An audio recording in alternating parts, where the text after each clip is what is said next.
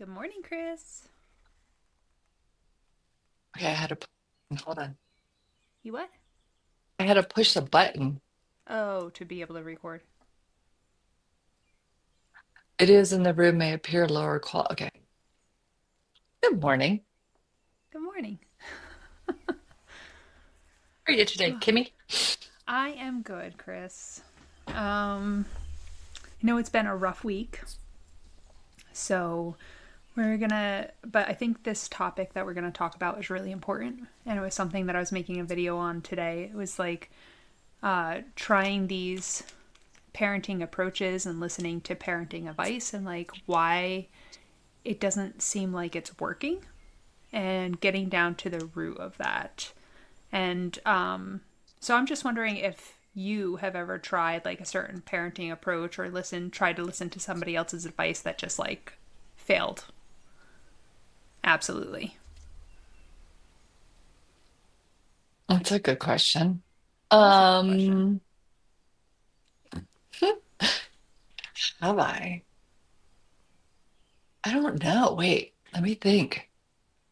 I think my pendulum swung so far, Kim, that I was so adverse to following people's advice that I think sometimes it was a deficit.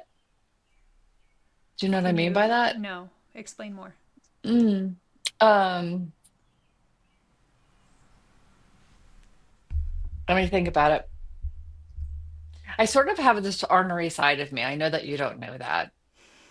No, no, nothing I about don't that. like to That I don't like to be told what to do, but I really like authority. So I love to read and I love to get the information, but then I don't like to be told what to do. So it has sort of been this like I don't even know how to say this. I don't know. You tell me. What parenting, you get it started because my mind is all over the place this morning. What kind of parenting advice have you tried that didn't work? that's fair. Okay, so I don't know if it was like I just want to make a distinction that there's like so we go seeking parenting advice through like the books and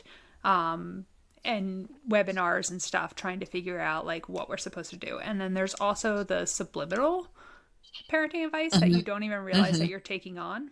So for me, a lot of my parenting advice that I was following was subliminal, and I had no idea I was even taking on. I was just like, oh, that mom's doing this, I should do that.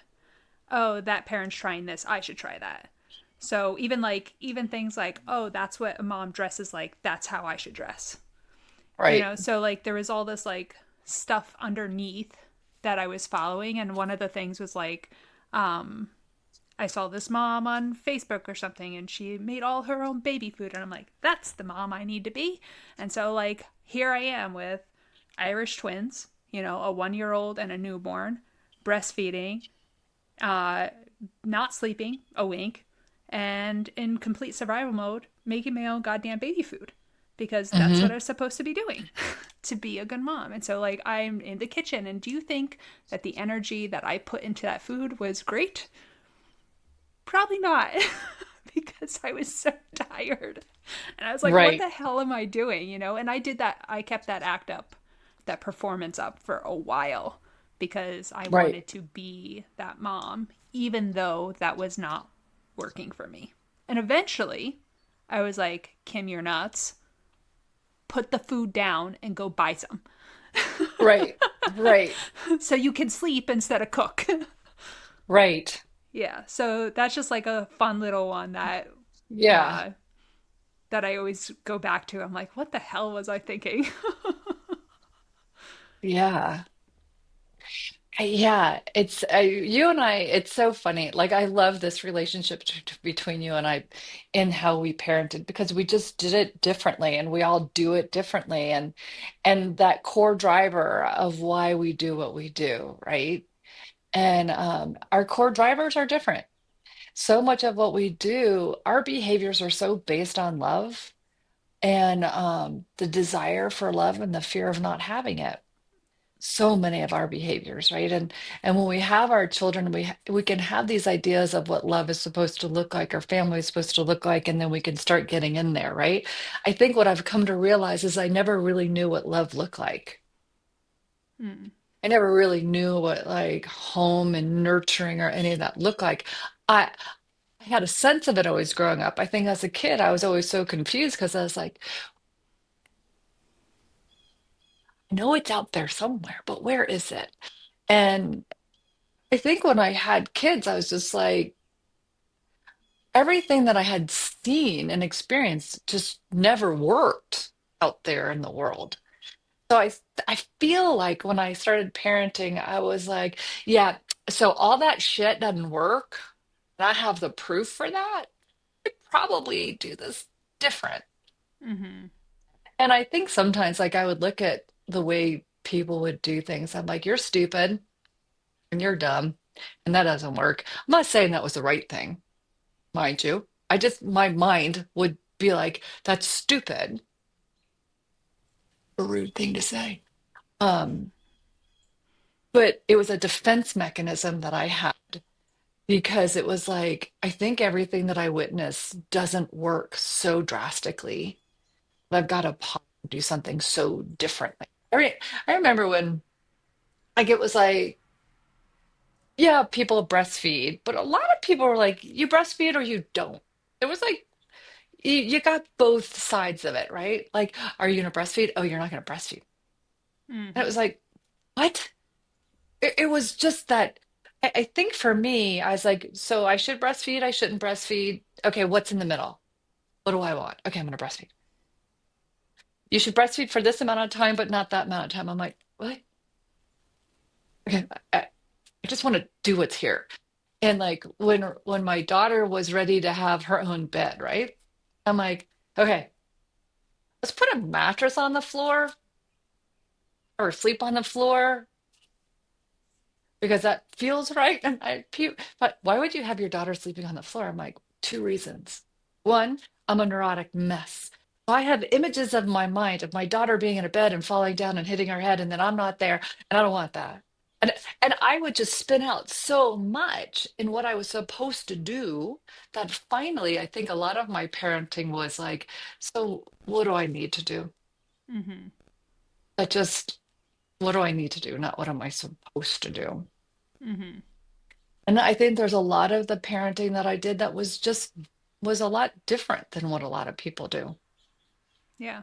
And I Um, think your approach was following what was mostly good for you rather than other people's thing, and that's where you've developed this love framework, right?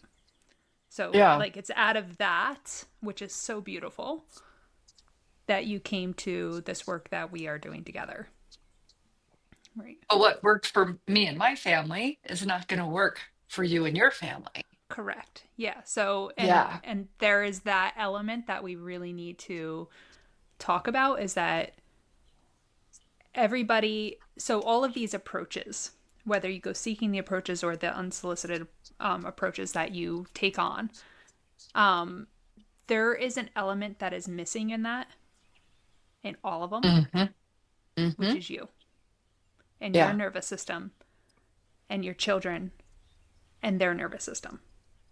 Hmm. Like my nervous system and how I grew up is way different than you. What I took on as beliefs is way different than you. And why are we not calculating for that? Exactly. It's a good And question. why aren't we? Yeah, we're not because we don't talk about it. We Yeah, just don't talk about it. We're so caught up in following the rules and regulations and patterns and stuff. And you and I've talked about this before. It's like each like few years buzzwords pop up out in the so-called industry, right? And people will get caught up and be like, "Oh, that's just another fad. It's just another fad." I'm like, not really. These buzzwords pop up because it's true. because each few years there is a new evolution of change that happens within us. There's a new understanding. Each generation experiences something that the generation before it didn't, and they experience it because that generation didn't, and they're compensating or they're learning. So, one of the biggest buzzwords right now that we are hearing is nervous system regulation. People are like, oh, what's with the nervous system regulation? It's like, well, your nervous system is a system.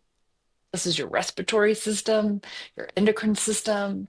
You're built of systems. And our nervous systems right now are overloaded for so many reasons. And sometimes I think we hit these places like our nervous systems are overloaded now because there's so much information coming at us. Like there's a lot of different reasons. But trust the fact that our nervous systems are overloaded. And maybe it's time that we start acknowledging what it even means to have a nervous system. And how does yours work? How doesn't it work? What did you Mm-hmm. learn? What didn't you learn? It's a really important conversation as opposed to poo-pooing everything that comes along that might be new and different, you Mm-hmm. know? And having that conversation, and I think it's a really, really new conversation to be like, hey, you know that your love language is on autopilot? And do you know that your love language is not the five love languages that you read in a book? That's not your love language. Your love language is what you in particular absorbed and learned in your home and what you learned you were supposed to be and do in order to belong and feel safe and loved. Your love language is very distinct to you. And when you can slow it down and look at what that is, your parenting style will change. Every relationship in your life will change for the better. Mm-hmm. You and I talked about this too before, where um, when my son was probably like 2, and he was fussy, and his sister before him wasn't fussy. He was fussy. And my husband at the time was traveling, and it was just me and my 2 kids. And I got frustrated and I popped right around the bottom. He's wearing his little diaper, but I was like, boom, and popped him and got his attention. It was fabulous. It was like, I got his attention. I got some control. I sort of liked it, Yeah, that feels honestly. good to have control, It right? felt it felt really good. And I was like, oh, okay. And about 45 minutes later, it happened again. And this time I and I liked it. I liked the sense of control. And I didn't like it because it went against everything that I believe and I didn't want to be. And I remember feeling off, like, where did that come from? And why did I do that? And I realized, oh, I did that because that was done to me. That's the parenting style. And I'm not saying that giving your kid a swat every now and then is like terrible, but there are certain parenting styles where that's the consequence. And that's the main consequence, just like smack your kid. I think it's wrong. I really do. And the way I was raised, there was a lot of spanking. And I remember getting online and looking up like, okay, I think I need a parenting class. I need to learn how to parent differently. I find this parenting class and it's local. I'm on the phone with my husband at the time. I tell him I'm going to take a parenting class because this is what I did. He goes, Chris, you're normal. You didn't do anything wrong. I'm like, I might be normal and I might not have done anything wrong. I don't like the way this feels. Hmm. I don't like the way this feels. And I want to make choices in my life based on how I want to feel. So I go to this class, right? You and I talked about this. I That's walk into this class, hilarious. I sit down. I was the only one in this class who was not court ordered.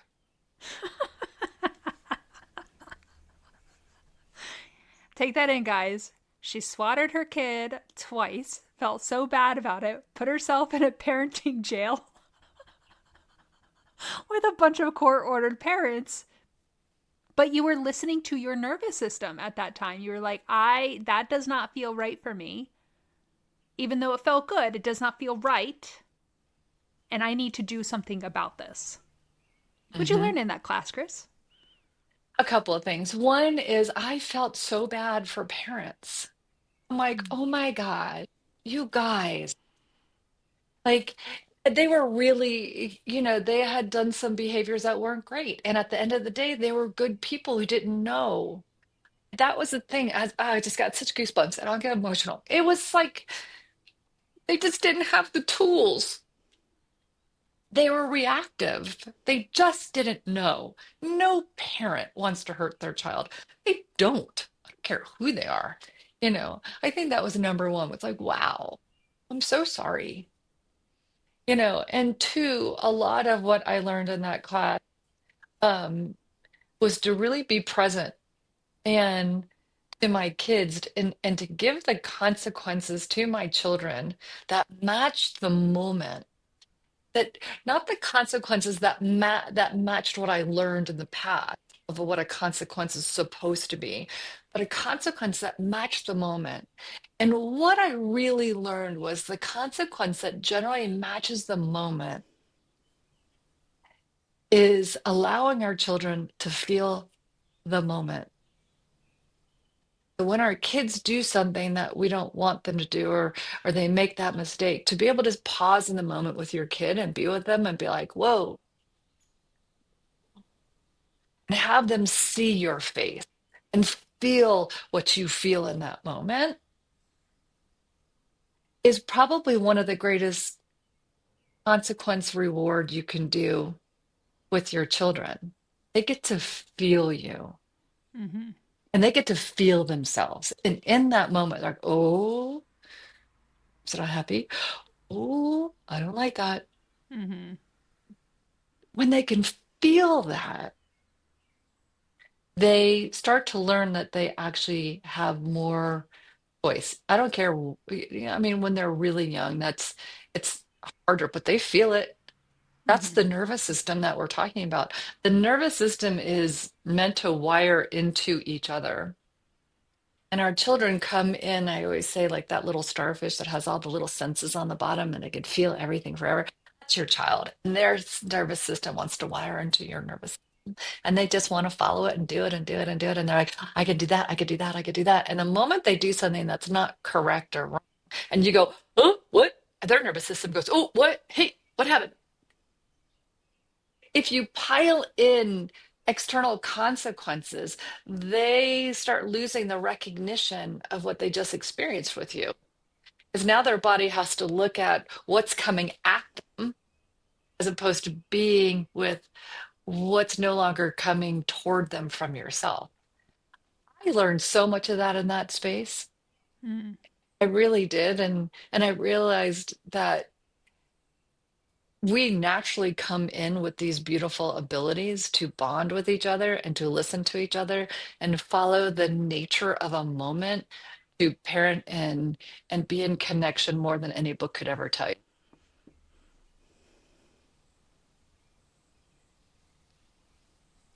So, what do you think the missing piece is? I mean, we said Listen, it's like you, like these approaches are missing you, but how do you like if a parent comes to you and they're like, I'm trying this, I'm trying this. I tried the gentle, I tried the authoritative, I tried the permissive, I tried all the things that my mom told me mhm. to do and nothing's working. Like how do I find what does work for me and my child? What would you tell them? Number one, do exactly what I'm doing right now.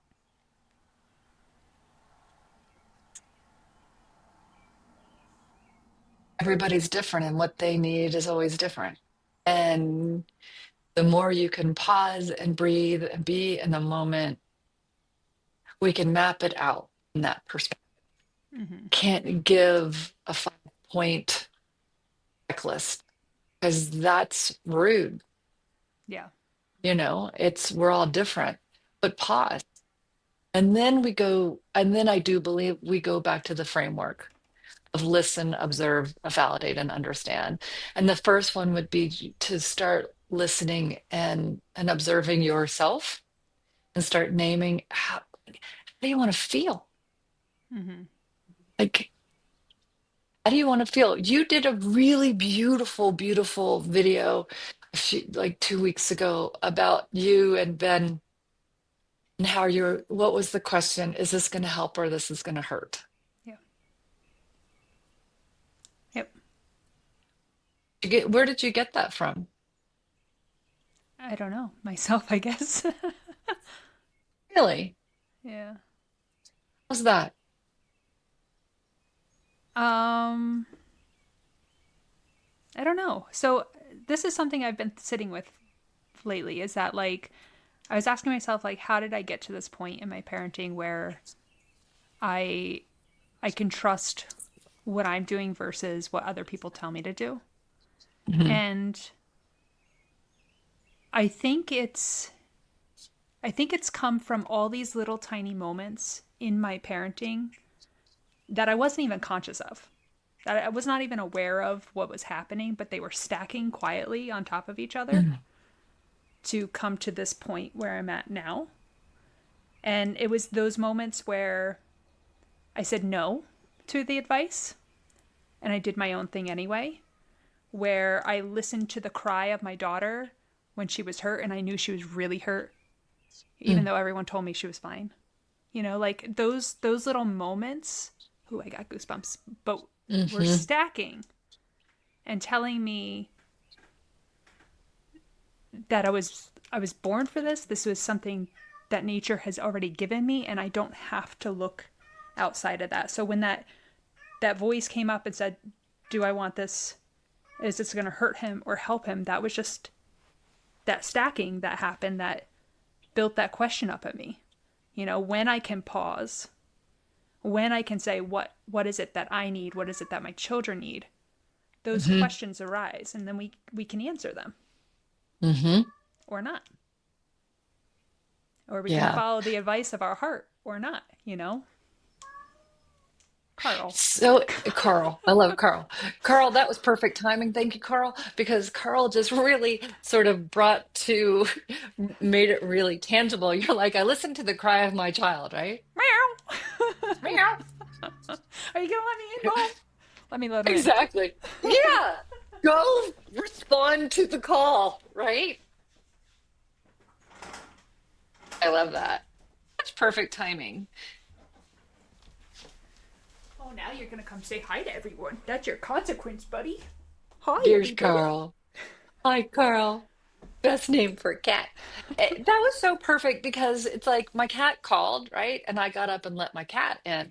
And that's not a thought process. It's not a rule that you learn in a freaking book. It's just what you do.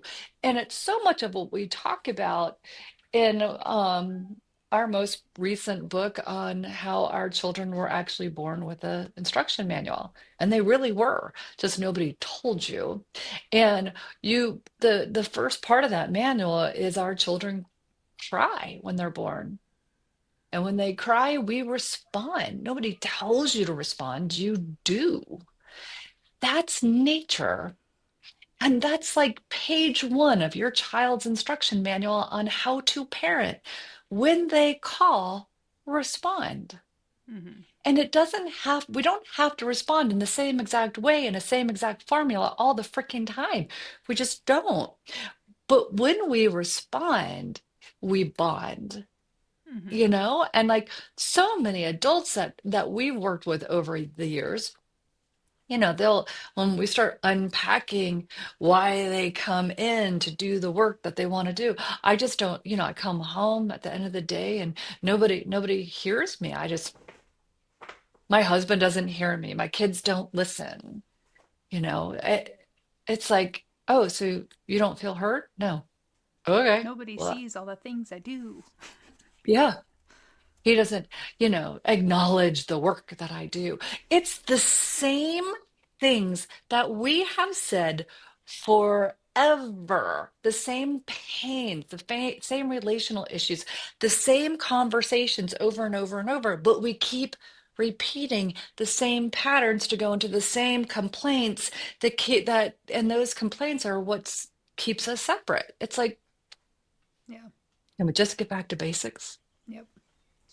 And what we're Hmm. really needing is to be able to trust that nature and trust Hmm. ourselves in that nature because we are part of nature, that Hmm. we can do what is highest and best for us and our family if we pause and listen to that voice and listen to that nature. Listen to the call, listen to the response. And when we can't, we surround ourselves with the people who can, Yeah, that's super you important. know, really important. Mm-hmm. You surround yourself with the people that can. And as you do, you take the bits and pieces that work for you. I think it's super important trying to do this parenting thing, this relationship thing alone is not how we were built.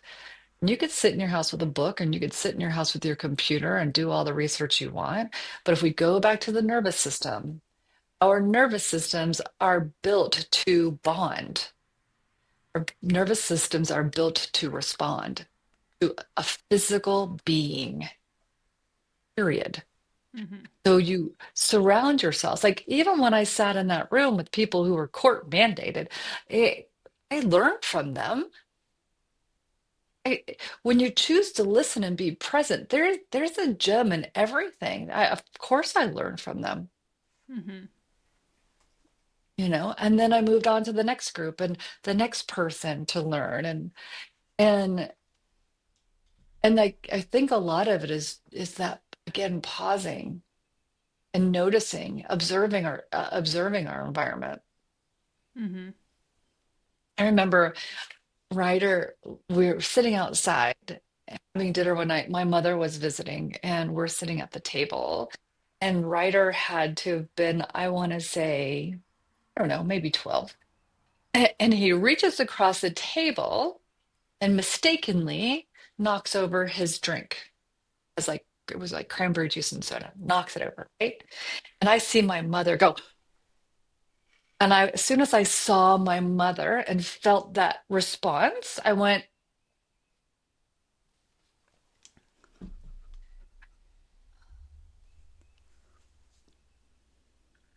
I looked at her and she's on alert.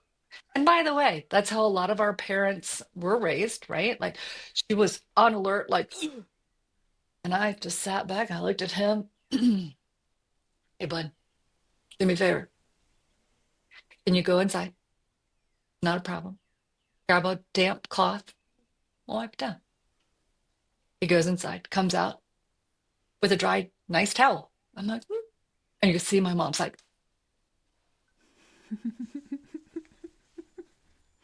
I'm, like- I'm sitting there going, fucking breathe, woman. Like, fucking breathe.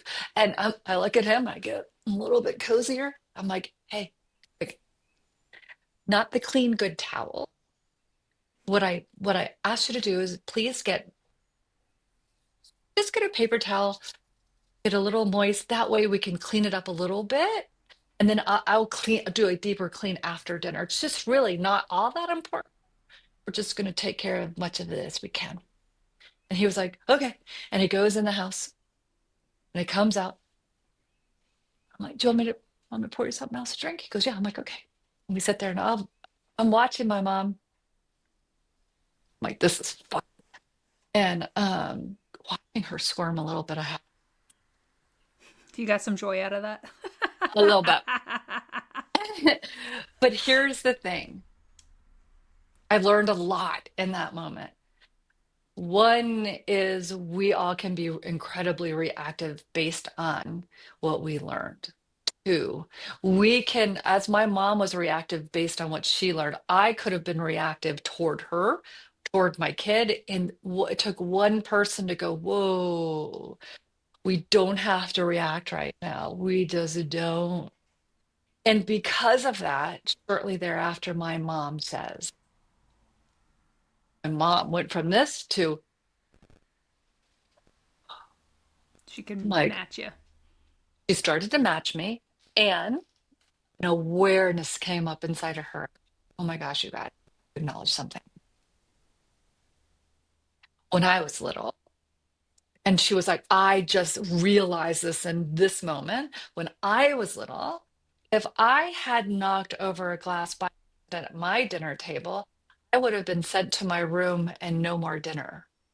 I would have been punished by being sent away from the table. Mm. And she looked at me and she goes, and I did a lot of that with your mom growing up.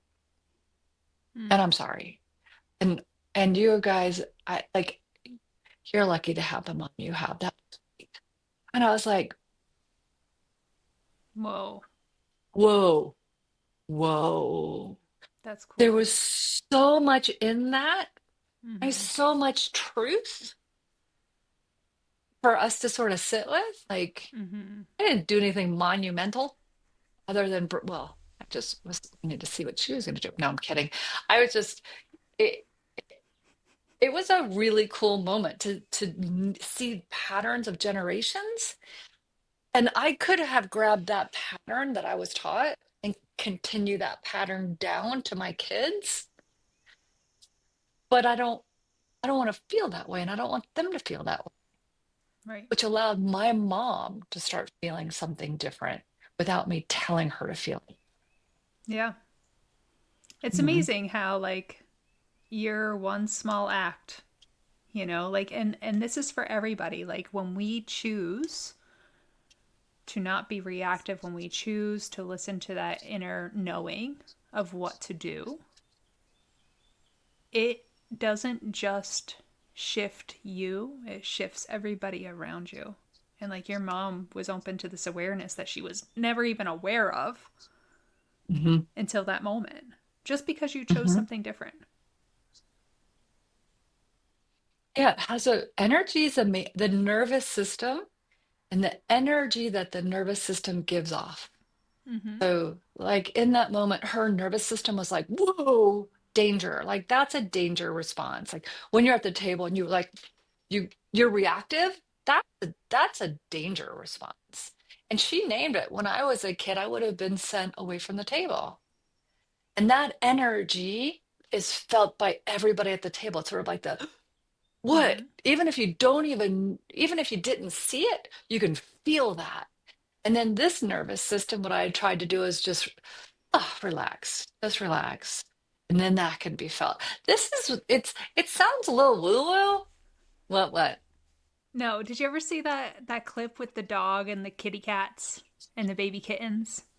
So there's like these baby feral kittens that come into this person's home, and there's this little golden retriever, and it just wants to be by the cats. But the cats are like crazy, like getting crazy with this dog, and the dog just like sat there and just kept coming over and sitting, and they're like all ugh. And the dog just kept sitting, and eventually these cats were able to relax Hmm. because they saw that the dog's nervous system, like that starfish, it's like, hey, I'm just going to be here for whenever you're ready to like come back and meet me. And Hmm. eventually, woo, it's like you can't even help but to come Exactly. back into that. Yeah. Yeah. It it is you know, we can look at I was chatting with a client this morning and she was talking about like her husband can go into this mode of doing, mode of doing, mode of doing, mode of doing. And it's really interesting. It's like when we unpack it, it's just like, well, what's that communication? This communication. I think that's how he shows love. I'm like, uh-huh. Because he learned that a long time ago. Like if I perform, if I do, if I fix, that's how I show you I love you, and then you will keep me. I'm like, but what's it causing?